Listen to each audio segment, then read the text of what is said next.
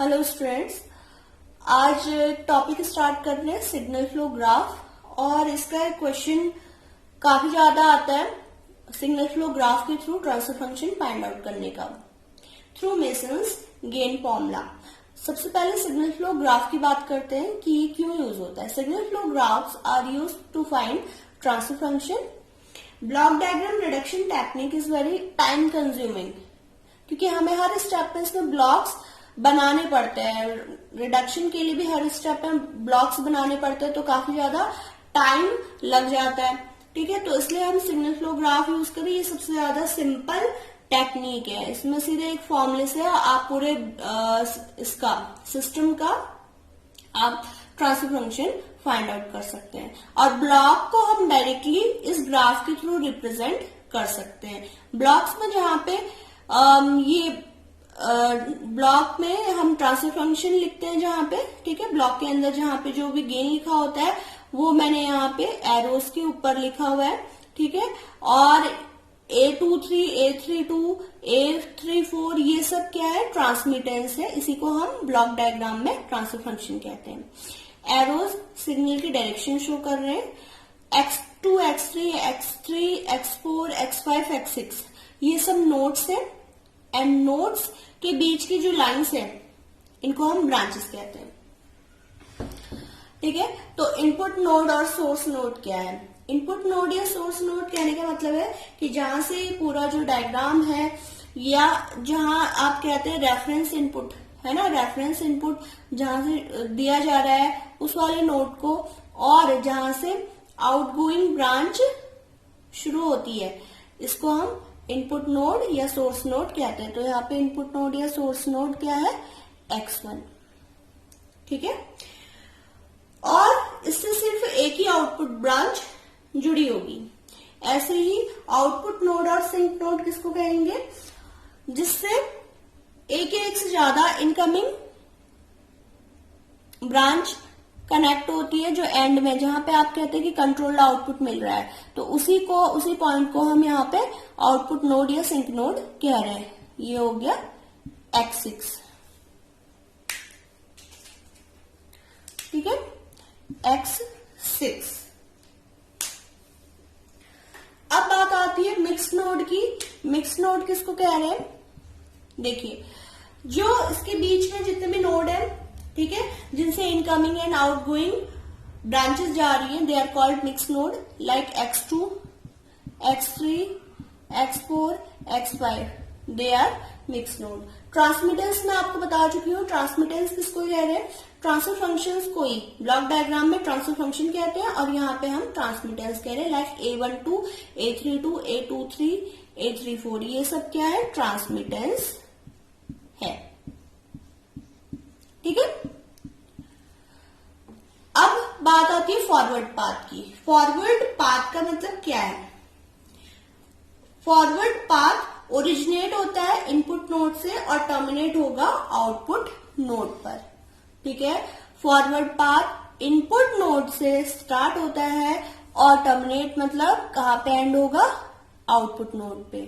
ठीक, लेकिन इसके साथ कंडीशन क्या है कि इसमें रिपीटेशन नहीं होनी चाहिए किसी भी नोड की। जैसे X1 to X2 to X3, यहां से इस नोड से X2, X3, X4, X5, X6 एक पाथ जा रहा है जो इनपुट टू आउटपुट जा रहा है, इसे हम फॉरवर्ड पाथ कहेंगे। दूसरा फॉरवर्ड पाथ जा रहा है X1 से X2, X2 से X3, X3 से X5, देन X6। ये भी एक फॉरवर्ड पाथ है। इसकी डायरेक्शन भी इनपुट टू आउटपुट है। ठीक है, रिवर्स डायरेक्शन अगर है तो उसको फॉरवर्ड पाथ कभी नहीं कहेंगे। सिर्फ डायरेक्शन यहां से होनी चाहिए, इनपुट नोड से आउटपुट नोड की ओर। तो इस डायग्राम में दो फॉरवर्ड पाथ है, कौन कौन से, X1 to X2, मैं एरो से दिखा रही हूं, से X3 to X4 to X5 to X6। ठीक है, पहला फॉरवर्ड पाथ है ये। दूसरा फॉरवर्ड पाथ मैंने अभी आपको बताया था कहां से है, x1 से x2, फिर x3, देन x5, x6, ये वाला, यहां से ये और फिर यहां से होता हुआ x6 तक, ये फॉरवर्ड पाथ है। फिर बात करते हैं लूप्स की। लूप किसको कह रहे हैं? लूप ओरिजिनेट होंगे, ओरिजिनेट एंड टर्मिनेट सिर्फ एक ही नोड पे होता है, ठीक है। जैसे x2 से x3 फिर x2। देखिए लूप आपने इलेक्ट्रिकल में भी पढ़े होंगे, नेटवर्क में भी पढ़े होंगे। लूप किसको कहते हैं? क्लोज पाथ को ही लूप कहा जाता है। ऐसे यहाँ पे आपको जो क्लोज पाथ दिखाई दे रहे हैं, लेकिन जो सेम नोड पर टर्मिनेट भी हो रहा है और सेम नोड से ओरिजिनेट हो रहे हैं। जैसे x2 to x3 and again x2, ये अपने आप में एक लूप है। ऐसे ही x3 to x4 again x3, यहां से यहां और फिर ये भी एक कंप्लीट लूप है। और यहाँ पे और भी एक और लूप है, लेकिन उसको कहेंगे सेल्फ लूप, क्योंकि सेल्फ लूप वो लूप होता है जिससे होके सिर्फ एक ही नोड जा रहा है, ठीक है। सेल्फ लूप किससे बनता है? सिर्फ एक नोड से बनता है। और अगर आप कहेंगे x3 टू x5 फिर यहाँ x3, नहीं, ये लूप नहीं है, क्योंकि इसकी डायरेक्शन किधर है? इधर है। आपको सिग्नल्स की डायरेक्शन भी देखनी है लूप बताने के लिए, तो ये लूप बिल्कुल भी नहीं है। यहाँ पे 1, 2 सिर्फ 2 ही लूप है। तो लूप कौन से हो गए? x2 to x3 to x2, एक लूप ये हो गया। और दूसरा लूप जो मैंने अभी बताया x3 to x4, x3 to x4 to x3, दूसरा लूप ये है, ठीक है। 2 लूप है। सेल्फ लूप की बात करें तो सेल्फ लूप x4 के अराउंड जो ये लूप दिखाई दे रहा है, ये सेल्फ लूप है। तो सेल्फ लूप क्या हो गया आपका?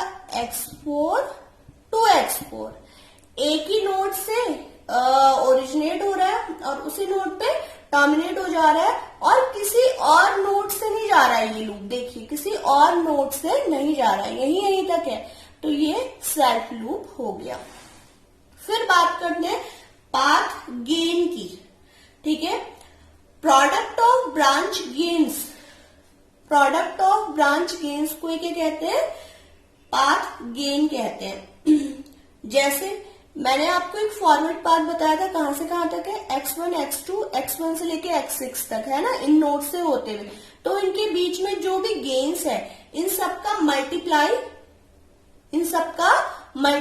a12, a23, a34, a45, a56 is called path gain, ठीक है। इसको कहते हैं पाथ गेन। ऐसे ही लूप गेन किसको कहेंगे? लूप गेन कहने का मतलब है लूप के अराउंड जो क्या है, ट्रांसमिटेंस का मल्टीप्लीकेशन। जैसे इस x2 टू x3 फिर x2, इसमें लूप गेन क्या है? a23 multiply a32।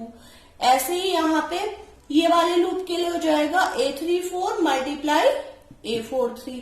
तो ये लूप गेन, लूप के अराउंड जब आप ट्रांसमिटेंस देख रहे हैं, टोटल मल्टी प्रोडक्ट देख रहे हैं, तो वो loop gain.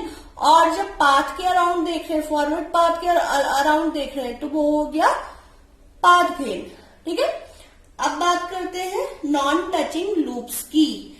Non touching loops में कॉमन नोड्स नहीं होने चाहिए, ना ही कॉमन ब्रांचेस होनी चाहिए। देखिए नॉन टचिंग लूप्स किसको कहते हैं? ऐसे लूप्स जिनके नोड और पाथ कॉमन ना हो, नोड, पाथ और ब्रांचेस बिल्कुल भी कॉमन ना हो। अब बताइए कौन कौन से इसमें नॉन टचिंग लूप्स हो सकते हैं।